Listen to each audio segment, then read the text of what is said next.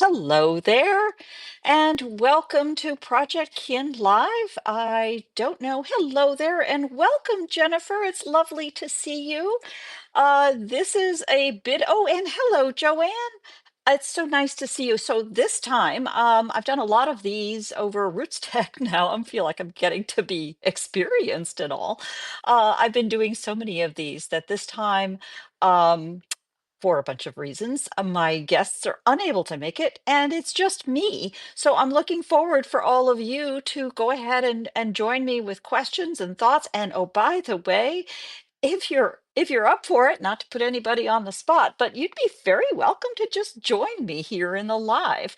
I see you, Jennifer. You're an old pro at this, so always welcome to have you join in. I have to jump my eyes back and forth between the camera and all of you climbing in, so forgive me if I don't respond directly as you appear on the chat. Hello, Jane. Lovely to see you. In fact, some of the things that I like to cover in these live updates is to really review what's coming in the week. So I want to make sure to cover that quickly so that we can get it out. Thank you, Jennifer.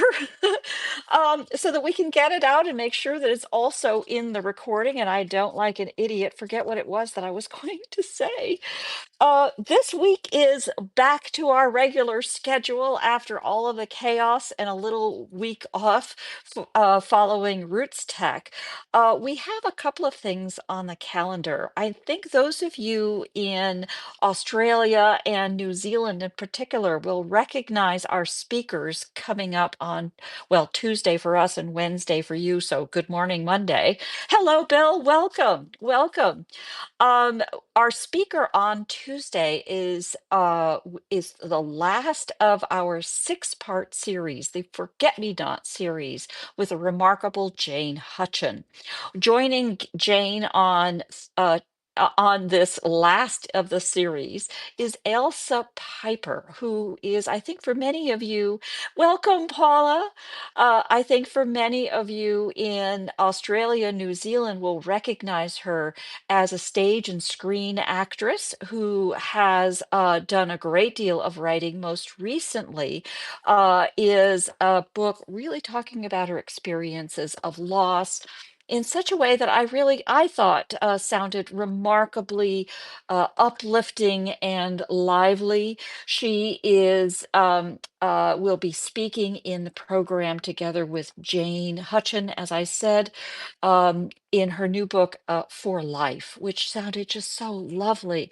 And of course, with Jane's remarkable interviews, always comes back to those deeper meanings, those deeper thoughts about where we're headed with these things. I know, um, like many of you, I suffered a loss during the period of the pandemic in losing my mom, and have found so many stages of both grief and life in going through that experience. And I found the storytelling process of capturing her life one thing that happened at the moment in the formal memorialization, but something that also has continued in the weeks and months since, in some ways, what I'm doing and in the family history storytelling. And I think that may be some of the motivation for some of you as well as we all get into it. Yes, it has been a remarkable series, Jennifer. I think it's something that we're going to keep coming back to in multiple forms. I'm thrilled by it because I think it shows in some ways how a series shared as a community is kind of like even a single uh, piece of media or a book shared as a book group or a movie watched with a group of friends or a TV series that you watch with a group of family members or others that you share the experience with. It's something that I think we've been sharing together and will continue the discussions for. As you know, I'm always interested in constantly changing and learning from how we are telling these stories and paying attention to what we're doing as we're doing it. Some of you were gracious enough to follow my last post I did yesterday, Saturday, Pacific time. talking about my dipping my little toe in the waters, the very active waters of sharing the stories of the women in our families, the 31-day ancestral women challenge that my dear friend Robin Stewart has brought up for Genealogy Matters in her remarkable Gen Stack series. In that series, I'm just so bad at following directions, and I had fallen so far behind that I did a little crossover by combining the stories of the women in my family with a question that is raised by my second talk this week, which is with Emma Cox, who is talking about each month in her series, her wonderful series, Emma Explores. She dips into a thematic way of looking at her own family history, which I just love. And oh, welcome, Jane. I'm delighted to have it be there. Perhaps it's just kismet that has you coming in. I think it's time zones. Yes, we jumped ahead 2 weeks ago. I think 2 weeks ago. Or this Sunday was our second week since our time change. So yes, it is an hour earlier than you might have expected it. I was talking about Emma Cox and her wonderful series coming up this week, Emma Explores. And this week, she's going to be talking about Florence de Fonblanc, one of her ancestors, and is part of her ongoing series with themes. Florence de Fonblanc was in fact a suffragette, a quite remarkable suffragette in England, and she, in a protest for the women's vote, managed a march from Scotland, and maybe she's Scottish. Forgive me. I'll be paying close attention to Emma's program on Thursday, but she staged a march from Edinburgh to London, which is nearly 400 miles, with a group of suffragettes. And in that process was part of the ongoing campaign that led to the vote in England. So I started, oh, sorry, all of Britain. So I started asking myself, hey, wait a minute, where were my people? This is a theme that you will see for me in a lot of things. And I love how it has stirred some excitement for some of you as well. In this case, I just quickly said, well, if I'm going to be talking about the women in my family, I may as well be talking about which of the women in my family had anything to do with the suffrage movement, because I knew they were there. So what did they do? Looking back, I ended up, as is often the case, I think for many of you, you started out with my full list of family members who was there around the time that the American women earned the right to vote in 1920. And I started going to the ones that were closest, where I had the most detail. In this case, it was starting with my grandmother and then her mother, my great grandmother. And wow, it was fascinating. Really looking at, well, only two generations back, it's really astonishing at how women were just not. There was a whole debate through the suffrage here in the US, perhaps for you as well, as to whether women could be seen to be speaking in public. And of course, the larger question that had been stirring since the 1848 um, Seneca Falls Conference, which was often looked at as some of the first discussions of women's suffrage. I'm coming back to you, Bill. I'm thinking about you. Hold on. Um, all the way from 1848, really two generations later, before we finally get the vote in 1920. So that's what really had me thinking. And Bill, you remember in our conversation, I was talking about having ancestors who actually were from the Seneca Falls, the Finger Lakes area. I didn't even know where the Finger Lakes were till I went and really looked it up in a map. Bill, you've taught me a lot. And sure enough, I did have an ancestor not that far away, but the timing wasn't quite right. And she seems to have been certainly very quiet. 1893. Well, look at that. That's quite early. Jane chiming in for New Zealand. As I dug into my family as they had moved out to Kansas, I discovered that I'm going to get the dates wrong, but in Kansas for first municipal, actually first school, then municipal, then state politics had allowed women to vote also in the 19th century, but I don't quite know what the dates were offhand. And again, it wasn't until 1920 that we earned the right nationally. Looking back at those kinds of things really puts the modern world into perspective, doesn't it?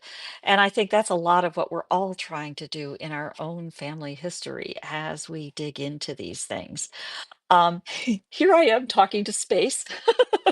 I appreciate all of you chiming in here. Please, just to repeat my offer, I think it just takes a simple click and I can add you as my guest right here, right now. So be brave, just say so, and you're in. I think I see at least three of you so far, Kathy, Jennifer, and Bill, who have been my guests before. So you're not frightened by it. You know how to do this. Just saying. Um, but looking back at what some of the kinds of things that we shared during Roots Tech through these Roots Tech ride-alongs that we did, I'm still so touched. I feel like I'm going to be processing that for months at a time. I mentioned Bill.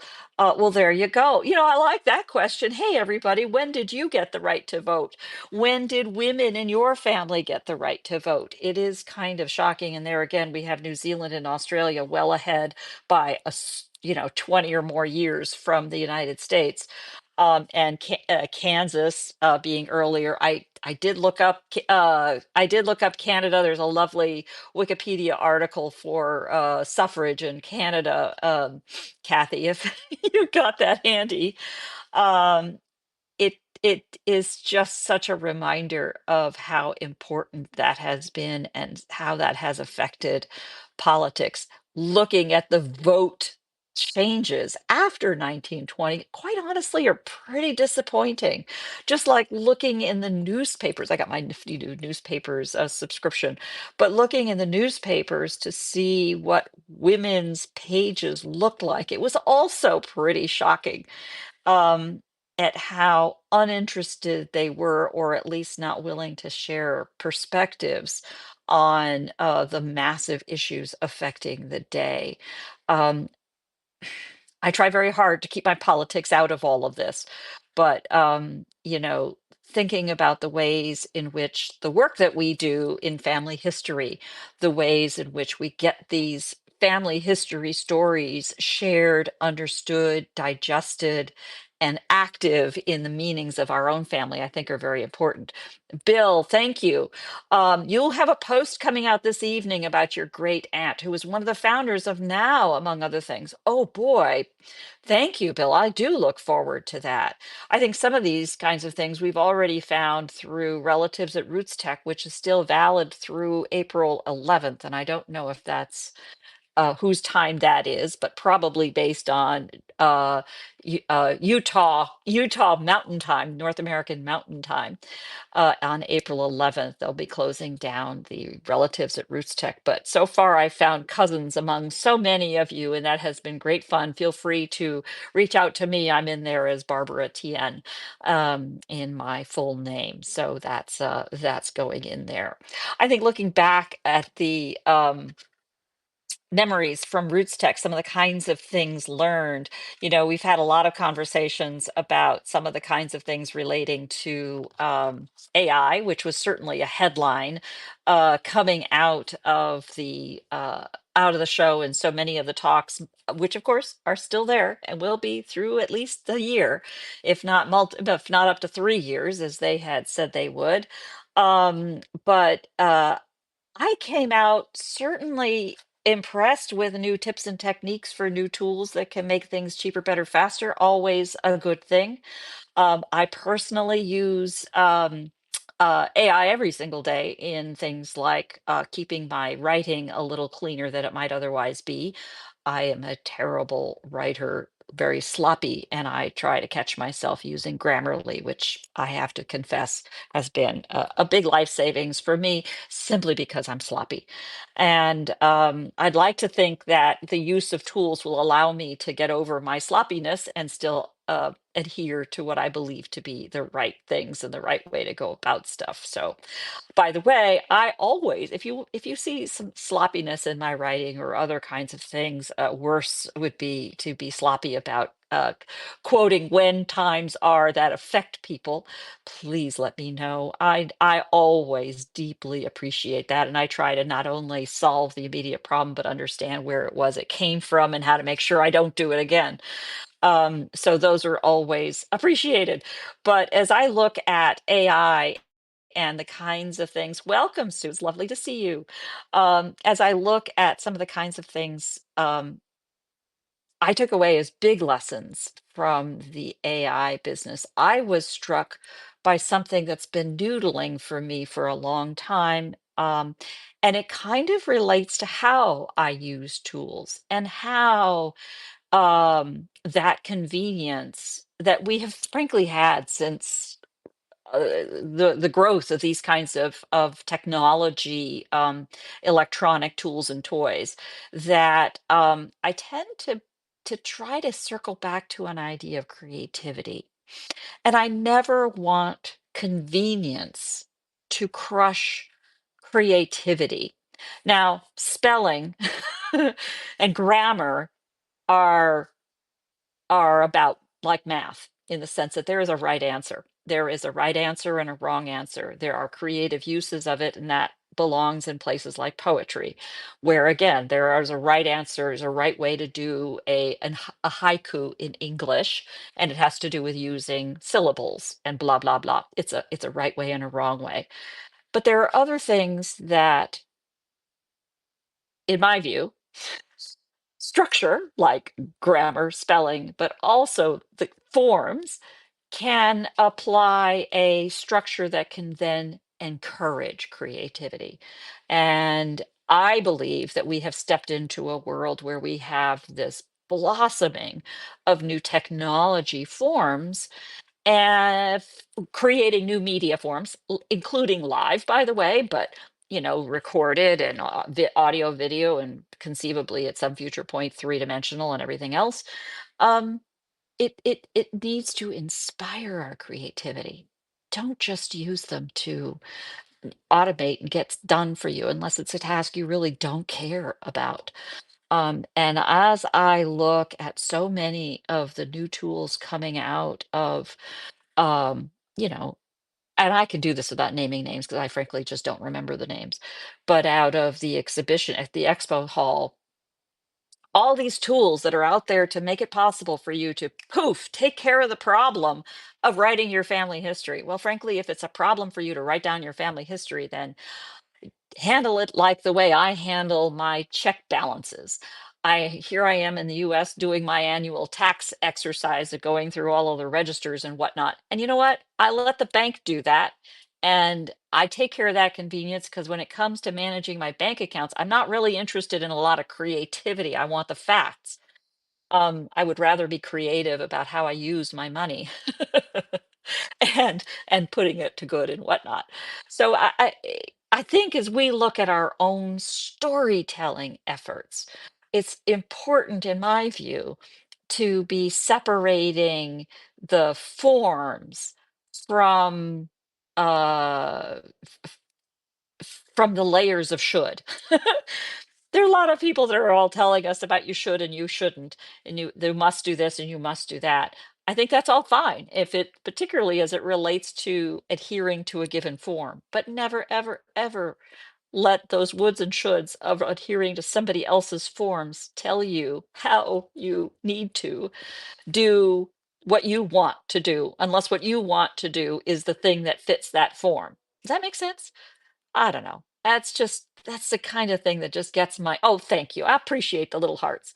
Those are the things that get my propeller spinning. And if nothing else, when I do feel like many of you, when I feel challenged and somebody is holding me back, that's when I bite into that bit and say, well, wait a minute, I'm going to show you.